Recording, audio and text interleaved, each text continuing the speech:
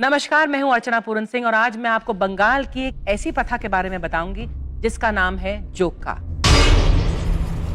मयूर हाट भारत के एक कोने में एक छोटा सा गांव। बहुतों ने इस गांव का नाम भी नहीं सुना है, शायद इसलिए क्योंकि ये शांत गांव पश्चिम बंगाल के बांग्लादेशी बॉर्डर के पास नादिया डिस्ट्रिक्ट में छुपा हुआ है। पर जो सच हमें इस जगह से मिला है उसे सुन के शायद आपकी आत्मा ही कांप उठे।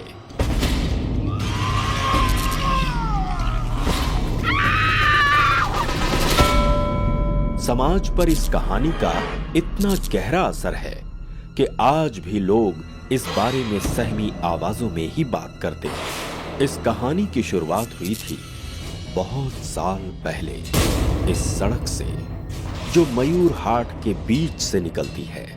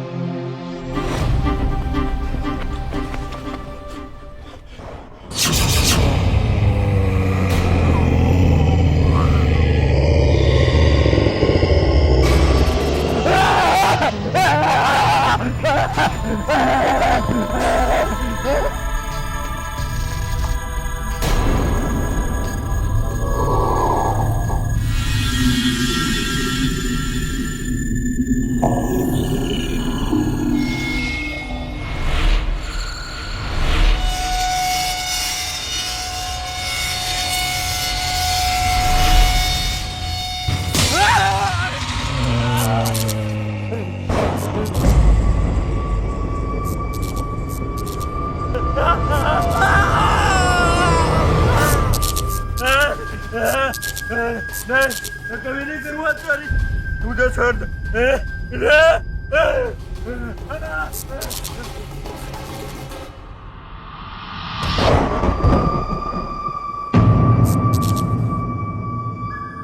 यह किस्सा मुझे सुनाया था मेरी बड़ी बहन ने, जो उस वक्त बंगाल में पोस्टेड थी। ये है रायबाड़ी। रायबाड़ी का राय खानदान एक जमाने में बहुत पैसे वाला था। आज उनके पास बस ये हवेली है। हवेली में आज 2 ही लोग रहते हैं, विशंभर राय और उनकी पोती आगोमोनी।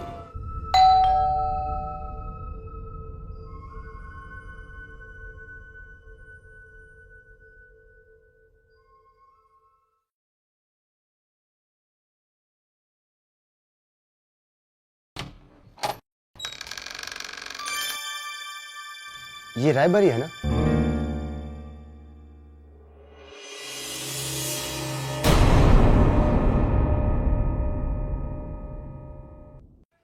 मेशोमशाई, मैं अरुण चिंते परचिन। मैं आपकी चचेरी बहन का पोता अरुण चैटर्जी। शेफाली आपकी सबसे प्यारी बहन, मैं उनका लड़का हूं। फिर मैंने इंजीनियरिंग की और अभी मैं एक कंस्ट्रक्शन कंपनी में काम कर रहा हूं। अमेरिका से लौटते ही पता चला राय परिवार का एक सदस्य जिंदा है। फिर मैंने सोचा जब अपने रिश्तेदार यहां हैं ही तो मैं होटल में क्यों रुकूं। सही किया ना दादाजी?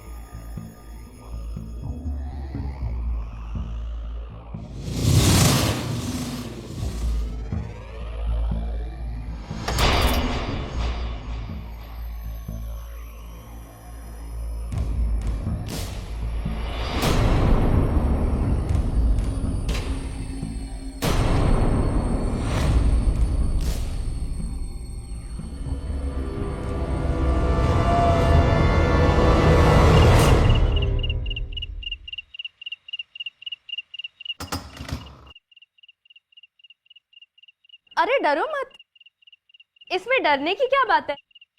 मेरा पूरा बचपन इसी घर में बीता है।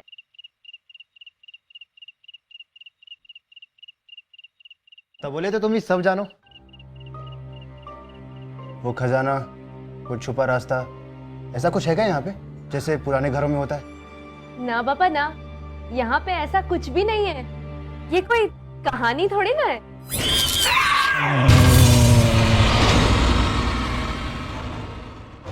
अरे की बोलो? तो तुमने देखा चेहरा? कौन सा चेहरा?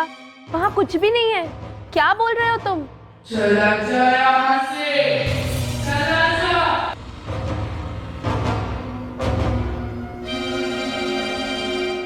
मुक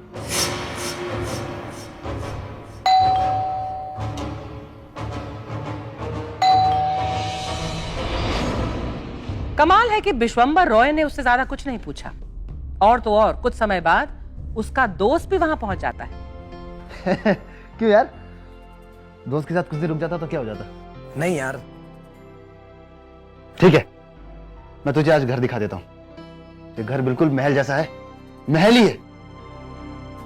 अगुमनी, खाना बन जाए ना तो बता देना, तब तक मैं अपने दोस्त को ये जादू का घर दिखा के आता हूँ।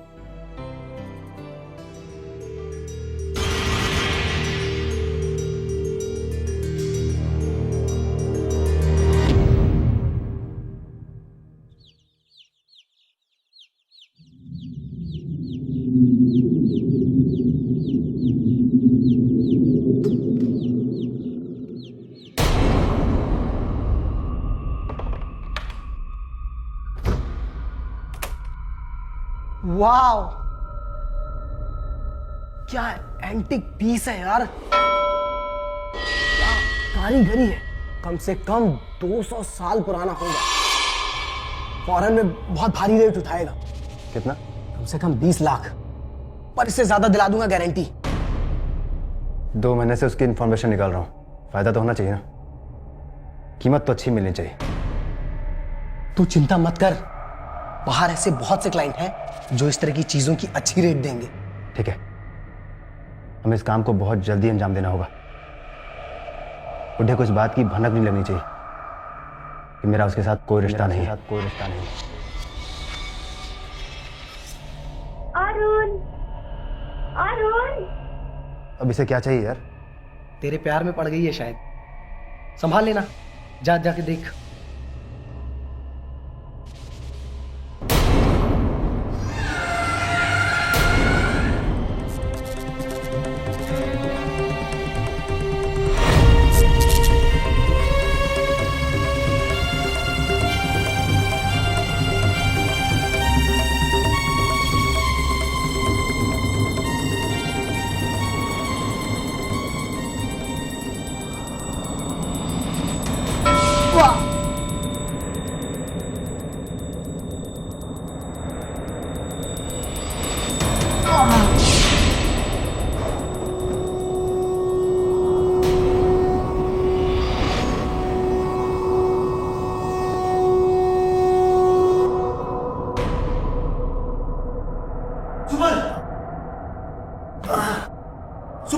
सुबल, क्या हुआ?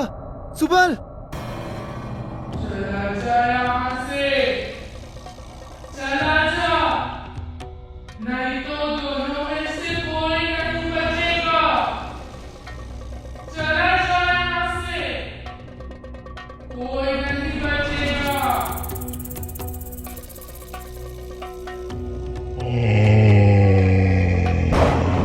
चला जा यहाँ से, कोई नहीं बचेगा। चला जा यहाँ से।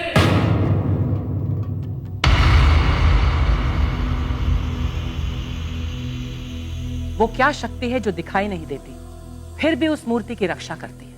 नहीं, नहीं, मेरे भाई रुक जा यार। इस घर में कुछ ना कुछ चल रहा है, मेरी जान खतरे में है। ये सब मुझसे नहीं होगा यार। सुबल, सुबल।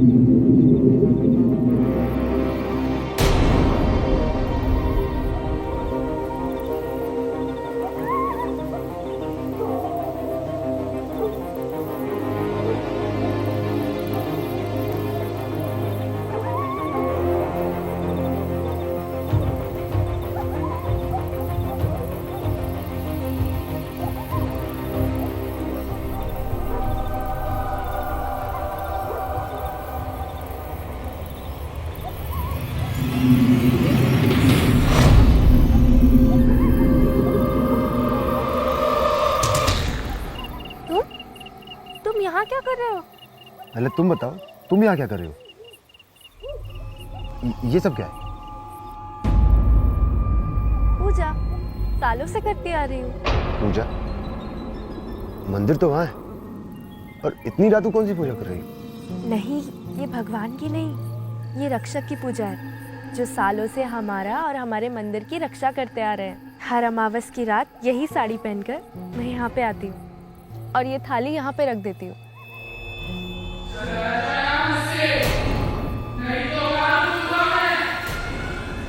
क्या हुआ?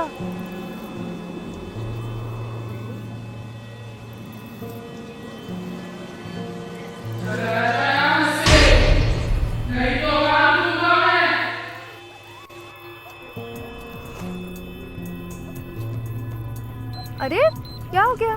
चलो। हाँ तो तुम चलो, मैं अभी आता हूँ। ठीक है, जल्दी आना। हाँ।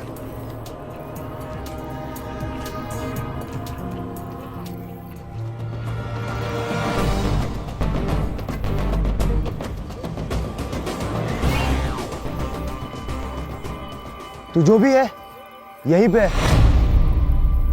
आवाज यहीं से आई है।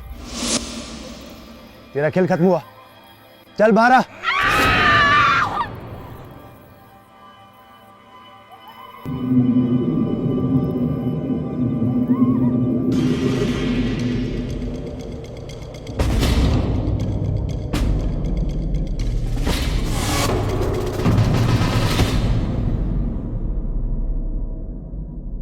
जोक का यानी जोक, 14 साल से कम उम्र का बच्चा जिसकी बलि दी जाती है और सदियों के लिए वो उस गड़े खजाने की पहरेदारी करता है।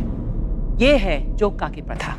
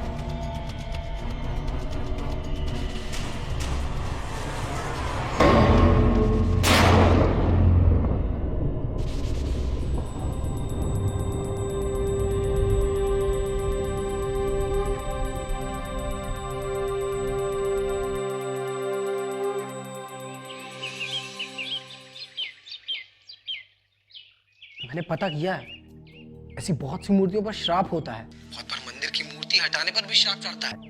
ये वैसा ही कुछ लग रहा है। बस चुप कर यार।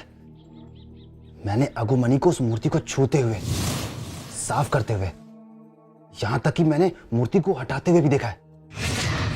मुझे तो कुछ नहीं हुआ। श्राप शायद फैमिली वालों पर काम ना करता हो, पर तेरी जिंदगी 100% खतरे में है। अगर ये काम फैमिली वाला कोई करे तो?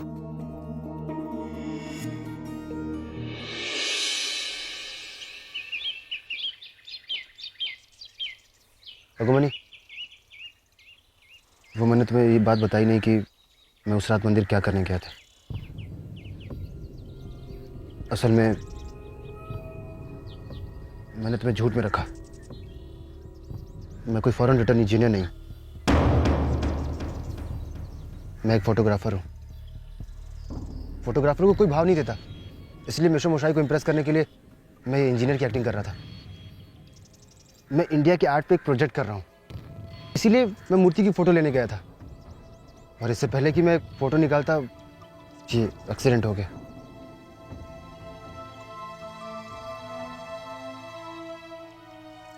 समझ सकती हूँ, अपने सपने को पूरा करने के लिए क्या कुछ नहीं करना पड़ता है। अगुमनी, छोटा सा काम करोगी प्लीज? तुम मंदिर से मूर्ति बाहर ले आओगी? मैं प्रोजेक्ट थोड़ा जल्दी खत्म करना चाहता हूँ। तो उसमें मूर्ति बाहर लाने की क्या जरूरत है? अंदर जाके खींच लो। अगुमनी, अंदर बहुत अंधेरा है और कमरा भी बहुत छोटा है, एंगल नहीं मिलेगा, और एंगल के बिना तो फोटो, ये सब टेक्निकल चीजें तुम नहीं समझोगी। अगुमनी प्लीज समझो ना, बहुत जरूरी है। नाना, दादू ने देख लिया तो पूरा आसमान ही सर पे उठा लेंगे। अगुमनी, अगुमनी प्लीज। दादू लेके जा बे। प्लीज। नहीं, दादू नहीं मानेंगे। मैं 1 घंटे में पूरा खत्म कर दूंगा, प्लीज। बहुत मुश्किल है। तो एक काम करे, रात को जब दादू सो जाए तब करते। पर वो कैसे? मेरे लिए बहुत इंपॉर्टेंट है, इसके बिना मेरा प्रोजेक्ट अधूरा रह जाएगा। प्लीज प्लीज, एक बार।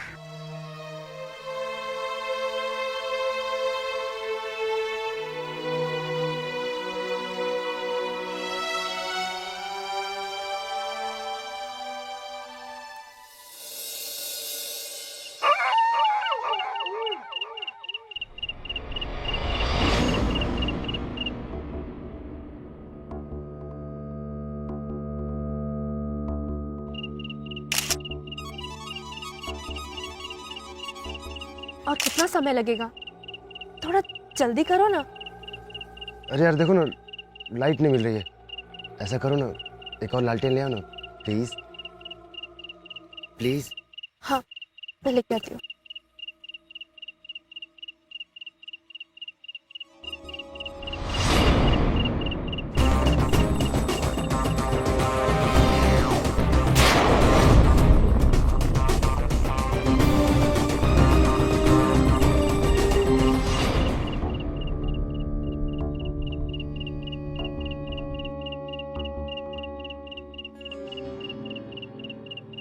अरुण, अरुण,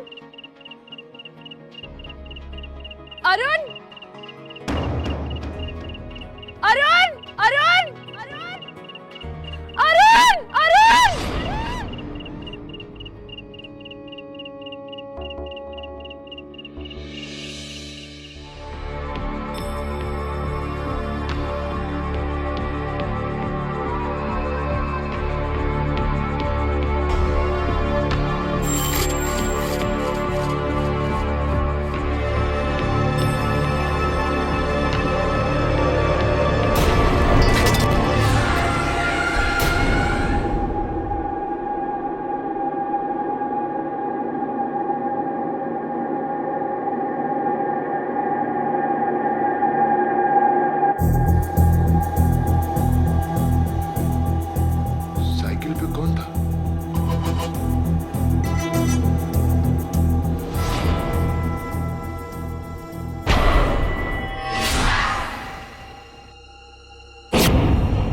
कोई है ना उस आवाज के पीछे? पीछा कर रहा है ना मेरा? चला जा ऐसे, ये तो मार मार के भुर्ता बना दूंगा तेरा। आज देखते हैं इस रक्षक को।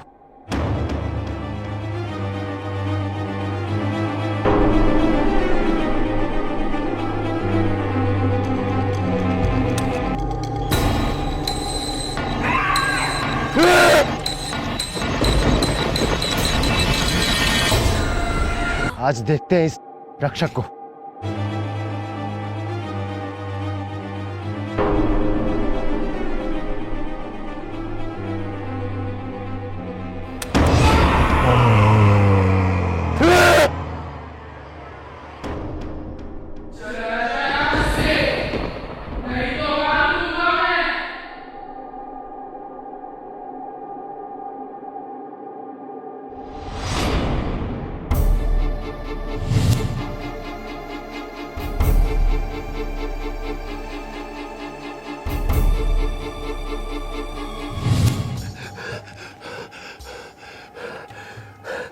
बस थोड़ा टाइम और, फिर पहली बस पकड़ूंगा और सब कुछ मेरा। पैसा ही पैसा, कभी काम करने की जरूरत नहीं पड़ेगी।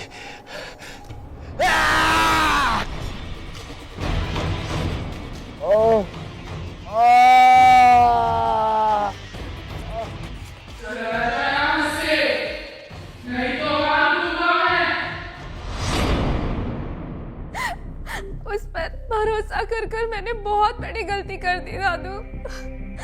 अब मैं क्या करूं? जो किया काफी है, अब कुछ करने की जरूरत नहीं। गलती मेरी ही थी जो मैंने तुम्हें इतनी आजादी दी। नहीं दादू, मैं जाकर वो मूर्ति वापस ले आऊंगी। मैं उसे पकड़ लूंगी कैसे भी। चुप रहो, बहुत देख लिया मैंने। जाना है तो ऊपर कमरे में जाकर सो जाओ। पर दादू, मूर्ति मूर्ति वापस आ जाएगी हमेशा की तरह।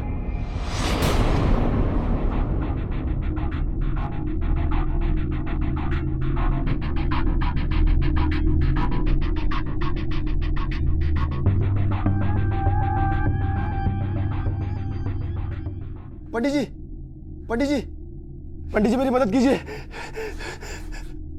पंडित जी, एक भयानक चेहरा, एक बच्चा मेरा पीछा कर रहा है। पंडित जी,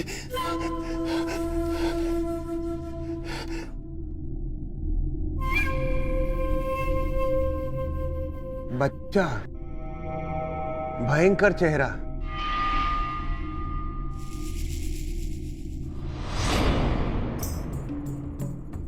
बेटा, तुम्हारे पीछे जोग पड़ा है। जोग? हाँ, जोग। संस्कृत में इसे यक्ष कहते हैं। तुमने पहले कभी नहीं सुना? धन की रक्षा करने वाला जोकर धोन। यक्ष मामूली इंसान नहीं होते, इनमें अलौकिक शक्तियां होती हैं। उन्हीं शक्तियों से ये धन की रक्षा करते हैं।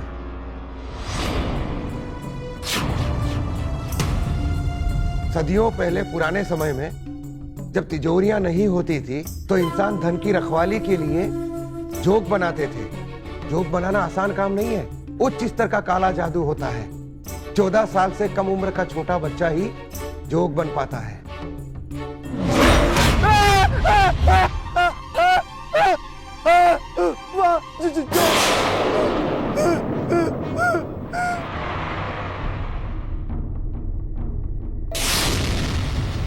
जोग किसी को परेशान नहीं करते तब तक जब तक किसी ने किसी का कुछ चुराया ना हो।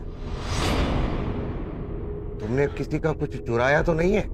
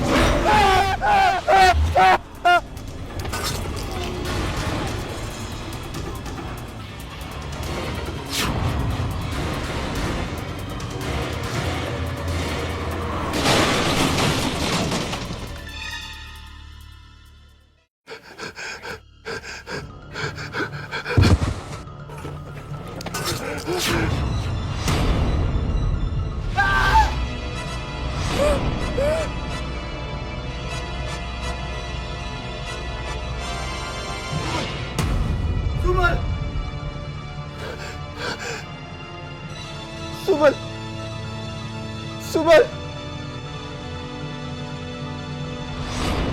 वापस कर दे अरुण, वो नहीं छोड़ेगा तुझे, मुझे भी नहीं छोड़ा। याद कर अरुण, बुढ़ा क्यों इतने आराम में था, वो भी इतनी कीमती मूर्ति के घर पे होते हुए। क्यों उसने तेरा बैकग्राउंड चेक नहीं किया? कौन करता है आजकल ऐसा? वो बेवकूफ नहीं था, उसे पता था कि मूर्ति कोई उससे दूर नहीं ले जा सकता, और कोई रास्ता नहीं है अरुण। वापस कर दे, वापस कर दे। चला जा यहाँ से, चला जा।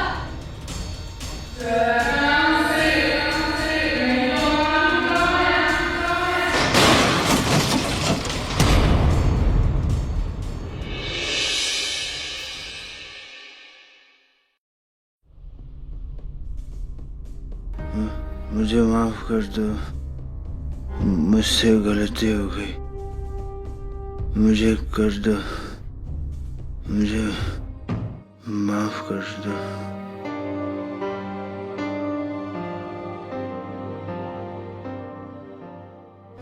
मुझे माफ कर दो, मुझसे गलती हो गई, मुझे माफ कर दो, मुझे माफ कर दो।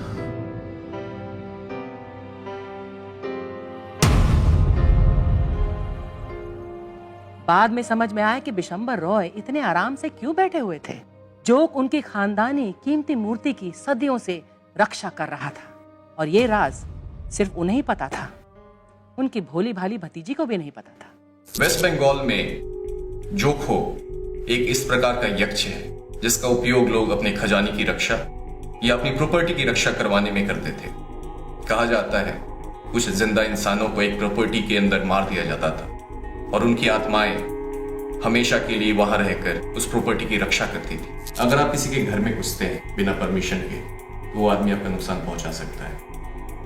अगर आप किसी चींटी के घरौंदे में भी हाथ डालें तो चींटियां भी काट लेती हैं।